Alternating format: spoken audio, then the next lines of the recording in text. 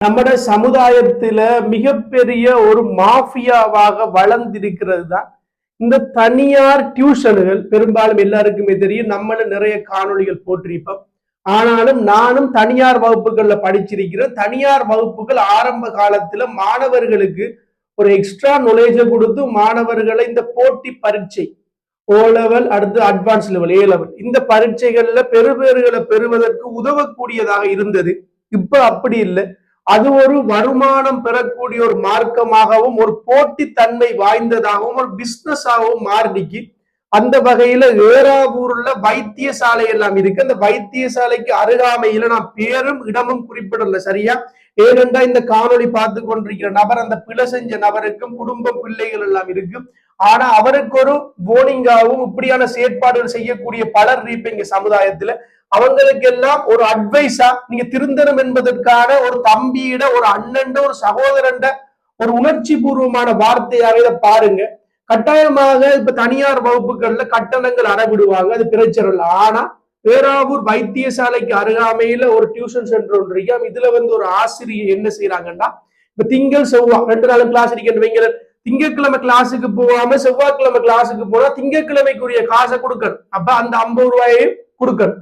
அதோட 5 நாள் அவங்க தொடர்ந்து கிளாஸுக்கு வரல, ஒரு தவிர்க்க முடியாத காரணம், ஒரு மரண வீடு, ஏதோ ஒரு காரணத்தை வரலாட்டி அவங்க அந்த 280 ரூபாயோட சேர்த்து இன்னொரு 280 ரூபாய் பெனால்டி 500 ரூபாய் பணம் கட்ட வேண்டி இருக்கு. இப்படியான ரூல்ஸை கொண்டு வர ஆட்கள் சொல்ற விடயம் என்னன்னா, இப்படி சொன்னாதான் பிள்ளைகள் வகுப்புக்கு வருவாங்க, கட் பண்ண மாட்டாங்கன்னு சொல்லி சரியான முறையில ஒழுக்காட்டல் நடவடிக்கை எடுத்தாலே பிள்ளைகள் கிளாஸுக்கு தொடர்ந்து வருவாங்க. அதோட சரியான முறையில நீங்க படிப்பிச்சாலே, உங்களோட கல்வி தரமாக இருந்தாலே பிள்ளைகள் தொடர்ந்து வருவாங்க.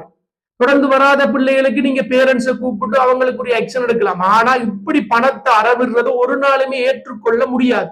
காரணம் என்னன்னா, இப்படி கஷ்டப்பட்ட பிள்ளைகள், எவ்வளவு பிள்ளைகள் சாப்பிடாம கூட அந்த காசை கொண்டு போய் ஆசிரியர்கிட்ட கொடுப்பாங்க. அப்ப அவர் தவிர்க்க முடியாத காரணம், சில பிள்ளைகள் பணம் இல்லாதால கிளாஸுக்கு வரல, அடுத்த நாள் டியூஷன் காசு யார்ட்டையாவது மாறி வாங்கிட்டு வர. அப்படி மாணவர்களோட கூட நான் படிச்சிருக்கிறேன். அப்படி மாணவர்கள் கூட பல்கலைக்கழகம் போயிருக்காங்க. ஆனா நீங்க ஒரு அதர்மமான, ஒரு தர்மத்திற்கு கேடான செயற்பாடை செஞ்சு கொண்டிருக்கிறீங்க. ஆகவே அன்பான உறவுகளை, இப்படியான தனியார் வகுப்புகளால மாணவர்களுக்கு ஒரு மன ரீதியான பாதிப்பும், குடும்பத்தில பொருளாதார நிலைமையும் பாதிக்கப்படுது. அதோட இப்படியான தனியார் வகுப்புகளுக்கு பிள்ளைகள் போறதுக்குரிய முக்கியமான காரணம் என்னன்னா, பாடசாலைகள்ல சில கற்றல் நடவடிக்கைகள் சரியாக நடைபெறதில்லை. ஆனா நான் பாராட்டுறேன். பேராவூர்ல அலிகார் பாடசாலையா இருக்கட்டும், ஏனைய பாடசாலைகளா இருக்கட்டும், நாங்க சல்யூட் பண்றோம் அந்த ஸ்கூல்களுக்கு.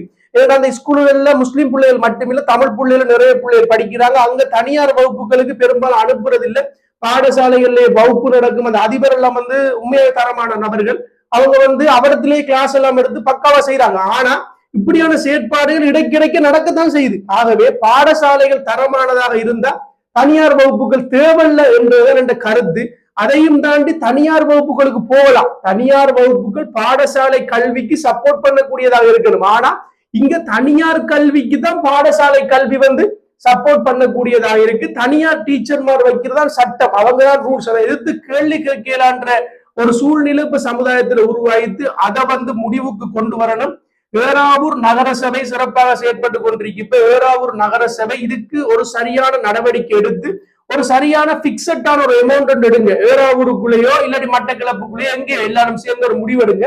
இவ்வளவுதான் டியூஷன் காசு எடுக்கலாம். அது சின்ன 6ஆம் ஆண்டு கீழ்பட்ட பிள்ளைகளா இருந்தா இவ்வளவு, 6ஆம் ஆண்டுக்கும் 10ஆம் ஆண்டுக்கு இடைப்பட்ட பிள்ளைகளாக இருந்தா இவ்வளவு, 10ஆம் ஆண்டு ஓயல் பிள்ளைகளுக்கு இவ்வளவு, 7 பிள்ளைகளுக்கு இவ்வளவு என்று சொல்லி ரூல்ஸ் கொண்டு வாங்க. அதை மீறி யாருமே செயற்படக்கூடாது. இப்படி பெனால்டி எல்லாம் அடிச்சு ஒரு பகல் கொள்ளை என்றுதான் நான் இதை சொல்லுவேனே தவிர, இது ஒரு மாஃபியா என்று சொல்லுவேனே தவிர வேற என்று சொல்லுவதற்கு இல்லை. அதை இந்த காணொலியை எல்லாரும் பகிர்ந்து விடுங்க. இப்படியான செயற்பாடுகளை யாரும் செய்யாதீங்க. வீழ்வது நாமாயினும் வாழ்வே தமிழாகட்டும். நன்றி.